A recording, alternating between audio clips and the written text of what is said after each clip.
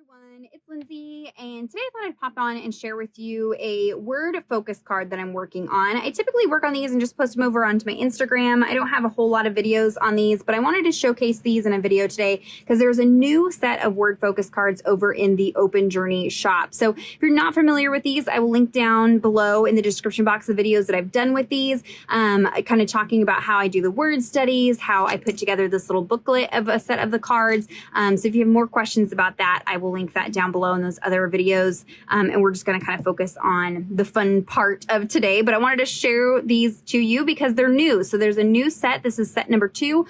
She did an Armor of God set and then set number 1. I'm not sure if those are still available in the shop. If they are, I will link them down below.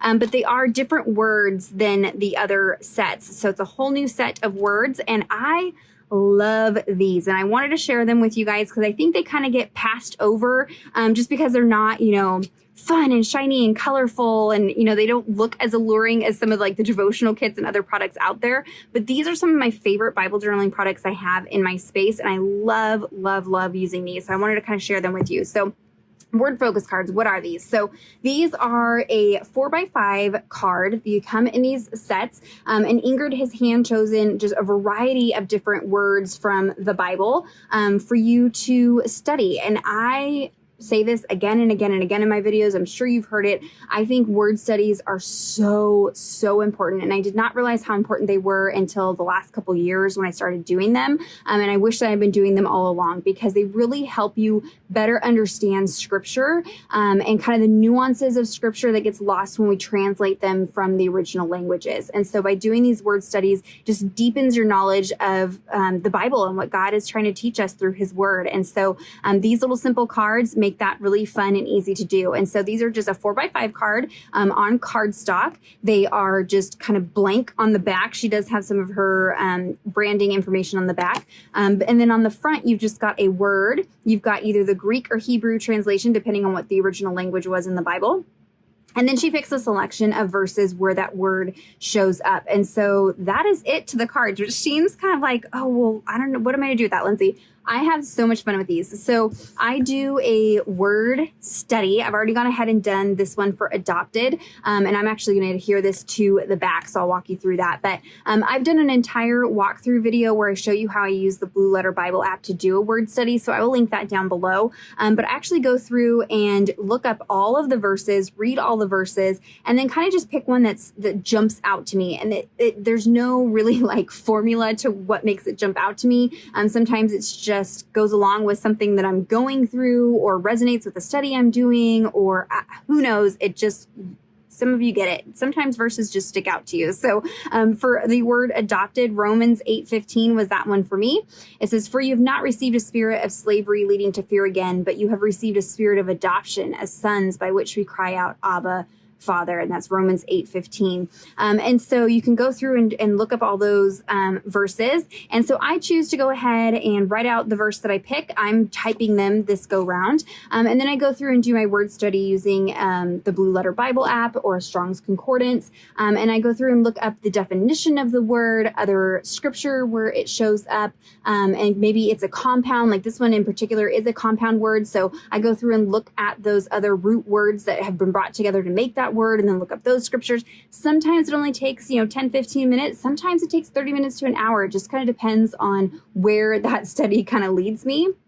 And then I also like to go through and read commentary on the verse that I chose. Sometimes that's just the study notes in my study Bible. Blue Letter Bible app also has commentary. And so that's where I got this quote this time around from Matthew Henry. It says, "A sanctified soul bears the image of God as the child bears the image of the Father." I love this quote because as we think about being adopted, I have many adopted family members within my family. And you do get to kind of see that where those adopted family members have taken on traits and characteristics of our family that obviously aren't inherited. They're not blood, relatives. It's not just ingrained into them. It's something just as being a part of our family. And there's something so neat when you see that as Christians, as we become adopted into the family of God and we start to take on those characteristics of what it means to be a Christian, right? And I like that kind of parallel between those two ideas. And so I loved that quote from Matthew Henry and decided to include that. But you can kind of do whatever you want with these. You could just write out all the verses. You could do just the definition. I mean, you kind of get to do whatever you want with these blank cards, but that's kind of the structure that I do. This set from Armor of God, you'll see I use the front as just a place to kind of play, and then the study is on the back. So this one I did go ahead and handwrite it. I'll be typing this set, but again, just picking the word. I did go ahead and do the transliteration, which is actually on the front of these cards. That's the original Greek word there. The definition, I put the Strong's Concordance number. So if I ever wanted to go back and reference it, or if somebody stumbles upon this, years from now when I'm long gone, they can look up that Strong's Concordance number and do their own study if they wanted to. So I like to include that on there. But as far as the artwork goes, that's more of just a fun playtime for me. So I go ahead and do the study ahead of time, and that gets all done first. And then as I am kind of sitting there thinking about the study that I did and kind of reflecting on it and praying over it, that's when I kind of play. And so sometimes the front does go along with that word, and sometimes it's just fun. Maybe it's just things I have sitting on my desk or leftover bits from the end of a kit, or, maybe I got a new product that I just, sometimes we get something new, we want to play with it. And rather than forcing myself to do a Bible journaling entry, and I don't say that as like, oh, it's laborsome to do a Bible journaling entry. I don't ever want to just sit down and create for the sake of creating in my Bible. I want that to be a time of worship and reflection time and prayer time, and want to be very intentional about that. And so these cards I'm a little more free and loose with. Yes, I did the study time, but as far as the artwork goes, this is just kind of a fun part of it. And so these are actually displayed in my office. If you follow me on Instagram, you might see them behind me sometimes on the shelf. And so it just has like a fun art piece on the front that can be displayed while I did also do some study time. And so sometimes I get a new product and I just want to play with it real quick. And so these are great for that. Sometimes I can just go through and do a bunch of study ahead of time, have it already done, and then I can pick up the card and do the artwork on the front. Again, oftentimes using leftover bits from the end of a kit. I get a lot of questions about that. What do you do with the leftover bits? This would be a project that would be great for that because it doesn't take very much to embellish the front of a 4x5 card. And in fact, the area above the word is really only 4x4. So it's a pretty small little area that you have to create in, and it only takes a few minutes. So maybe Bible journaling is a little intimidating for you, or you are a mama of littles and you don't have a whole lot of time. These are a great project where you're still getting valuable study time and time in God's Word, but you're also getting that little bit of creative time also if you're like me and need to scratch that creative itch at times. And this, allows me to kind of play with different ideas and just kind of explore and play, and it's just a little bit more loose and informal than actually working in my Bible. Now, because these are cardstock, you can prep these with gesso or something like that if you want to be using spray inks and messy things. That's kind of why I like to do two separate cards. You don't have to do this, but I do two separate. That way I can kind of work on the front, and if anything bleeds through or gets messy, I can cover that up with my other card that I actually did the study work on, and that way it's nice and clean. This one here, you'll see that I did binder rings for. I do have a tutorial video. I'll link it down below showing how I put this together and how I did the front cover. If you're curious how I did that, I will link that down below. But this one I did this way, and then that way I can just pop the cards out. But I decided to do something a little bit different with this set. I'm actually going to coil bind these once I've gone through all the cards. So I'll probably get like a little box that I can keep them in for the meantime. And as I work through them, just keep them in that box. And then once the set is entirely done, I will use my cinch machine to punch the holes and coil bind it. And then that way I can display them same way, just kind of standing up like I do on my desk. So for this first card here is the word adopted. So this is the one I'm going to be working on today. And so I have a few pieces here that I wanted to work with. I'll just run you through that really quick before we dive into the tutorial. And so I had all these beautiful floral pieces from the Do You Love Me kit. This is the current devotional kit over in the Open Journey shop, so I will link this down below. You can get the physical version or the digital version. I have a full unboxing so you can see what all comes in it. I actually took the digitals and just printed and cut a whole bunch of the florals because I absolutely love the florals from this kit. And one thing I really love about working with the products from Open Journey is Ingrid does all the artwork. So everything works together, whether it's a kit from that's recent or a kit from 2 years ago. Her artwork is her artwork. So I can kind of mix and match things. So you can see as I finish up kits, I just take all the die cuts, dump them into these trays, and then they're great for pulling out and using in projects like I have here. So there is the Do You Love Me florals. I also really love mixing some like vintage grungy goodness. So that's where Tim Holtz stuff comes in. You'll oftentimes see me playing with Tim Holtz products as I work with Ingrid's kits. So I do have some ephemera pieces. I will have all those linked down below.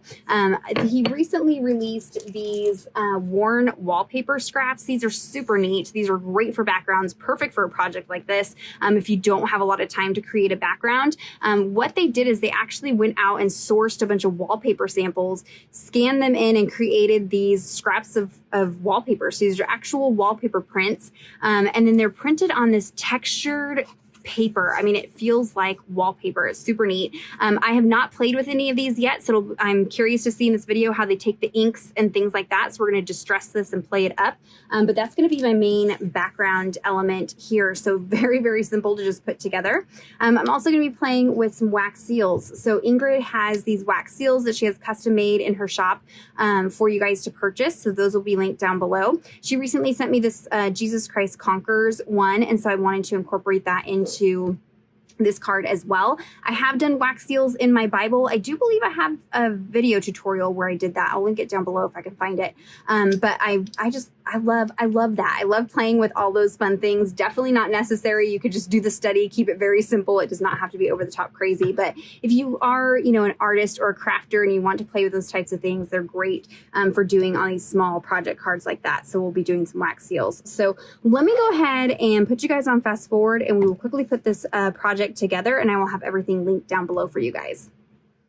All right, so I have a little nonstick craft sheet to protect my desk, and then I have a 4x4 piece of that worn wallpaper background, and we are going to distress this up a little bit. So I have some old paper distress spray stain, and I'm not wanting anything super intense. I just want it to kind of look a little, old and grungy, and I was just honestly curious to see how inks played on this particular paper. So here I have some frayed burlap distress oxide spray ink, and I want to create some little like cup ring type things on there. So I'm just dipping the bottle into the ink and then pressing that to the paper.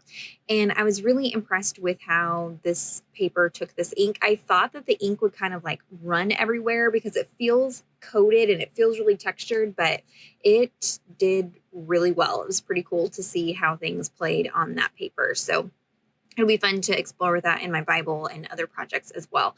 So I just splattered some of that frayed burlap ink as well. And a lot of this is going to be covered up by the die cuts. But again, I just wanted to kind of just dress up this paper just so that it wasn't so plain in the background. You could ink this with inks or paints or stamp on it, all kinds of things. But I'm going to go in and distress up the edges a little bit. So I pulled out my distress ink cubes and some mini ink blending tools in the same colors. This is old paper and frayed burlap. I'm going in with old paper first. The color is pretty intense when it's wet, but then it kind of dries back and is more subtle. And then I'm adding some frayed burlap in some areas just to darken it up a little bit. And again, just kind of adding to that grunge factor and just kind of exploring and playing while I'm thinking about the verse that I studied and this word. So now we can adhere this to the panel. I was kind of looking to see how it would look with the die cuts, just to make sure I had enough things going on the background. And here's where, I kind of stamped those circles randomly and then realized I should have been a little more intentional because I need to pay attention to where I'm putting all my die cut pieces. Again, because this is such a small space, it's only 4 inches by 4 inches. You don't have a lot of room and need to use some smaller scaled items. And so these cards fill up really quickly. They do not take very long to put together at all. Rounded my corners, made sure to go back in and add a little bit of ink after I cut off those corners. That way it would look all cohesive and the same. And then as I dry that, everything will kind of blend together. That I Am Yours piece, this is from the Do You Love Me kit as well. And it's actually on a strip of cardstock, and I just tore the one edge. And to get a controlled tear, if you kind of run a wet paintbrush along where you want the tear to be before you tear, the paper will kind of tear right around where the wet areas of the paper are. So that's how I got that nice controlled torn edge. And then I'm going in and inking up all of my die cut pieces with that old paper distress ink. That way everything kind of blends together. I didn't want it to be super stark white against that grungy background. I'm also doing the same thing to these little ephemera bits from Tim Holtz. These are already kind of, I don't know, colored and distressed, but I wanted to bring in that old paper so everything kind of had that similar look to it. These pieces aren't necessary. I just thought it would be fun to add some more kind of collaged ephemera pieces on to this page. And so this particular pack, there's 2 different SKUs for this. One is like a larger scale, and these are the smaller scale ones. Again, if I can find them, I will link them down below, but they are perfectly sized for these smaller cards like this.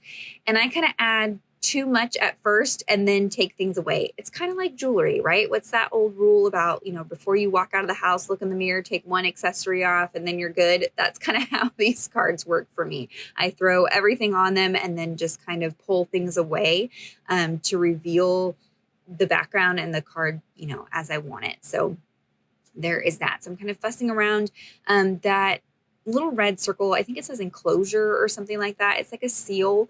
Tim Holtz actually finds all these ephemera bits and scans them in and creates these little ephemera pieces from actual vintage ephemera. And so that word enclosure doesn't really tie in with anything on the card, but I wanted that other little circle element to go along with the circles that I had stamped on the background. So I'm just creating my little floral cluster. I love mixing the kind of bright watercolor florals and the black and whites. And then I have that tab over there. That tab's actually from a different Open Journey kit. Again, I just had it thrown in one of those trays. And eventually you'll be able to flip through the booklet when I put the booklet together. And so I thought it would be nice to kind of sprinkle some tabs and little pieces like that on the edges of the card this time around. Then for the backs of the card, I am going to add a little bit of interest just because I have some room at the bottom there. So I have a couple more ephemera pieces, and then I'm going to add that wax seal. So I found a kit on Amazon. I'll try to link it down below that came with that little spoon and the candle. I ordered those little wax pieces. I like the pieces better than the sticks. It's a little bit easier. So you can just add 3 or 4 of those little wax pieces. You hold it over a candle until it completely melts. Pour it in kind of a circular shape. These are not going to be perfect, but that's kind of the look I'm going for. And then I set the seal down on there and wait for it to completely cool. In my house, because it's so hot, I had to actually take it over to the fan to get it to cool down so that the wax seal would release. But then it leaves this really neat impression in there. Then I'm going to stamp the Strong's Concordance number using some alpha and number stamps from By the Well for God. I will have these linked down below. And those are inked up in that same old paper ink, just so everything kind of flows together. And I wanted it kind of like in the background to look like a background element, but you're still able to tell what it says there. So now I can go ahead and adhere the back. I actually do add one more element, and so I should have waited to do this, but that's okay. It works out. So I decided to sprinkle a little crackling campfire distress stain on here just to bring in some more of that corally red color that's in that flower. And there is a look at the finished card. It took me less than 30 minutes to put this together. It takes a little bit longer when I'm filming, so these come together very quickly and had some really good study time. So if you have any questions or comments, be sure to leave those down below. Check out the description box for links to everything that I used today. Give this video a thumbs up if you enjoyed it. Subscribe to my channel if you're not already subscribed. Be sure to hit that bell notification button so you don't miss any future videos from me. And until next time, thank you so much.